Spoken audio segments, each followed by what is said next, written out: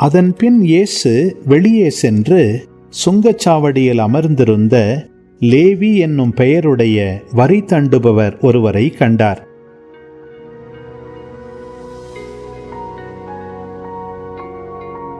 அவரிடம், என்னை பின்பற்றி வா என்றார். அவர் அனைத்தையும் விட்டுவிட்டு எழுந்து இயேசுவை பின்பற்றி சென்றார்.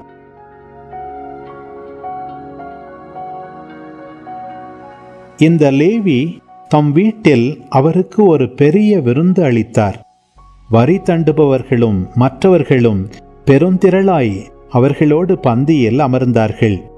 பரிசேயர்களும் அவர்களைச் சேர்ந்த மறைநூல் அறிஞர்களும் முணுமுணுத்து இயேசுவின் சீடரிடம், வரி தண்டுபவர்களோடும் பாவிகளோடும் சேர்ந்து நீங்கள் உண்பதும் குடிப்பதும் ஏன் என்று கேட்டனர்.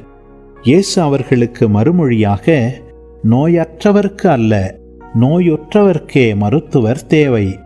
நேர்மையாளர்களை அல்ல, பாவிகளையே மனம் மாற அழைக்க வந்தேன் என்றார்.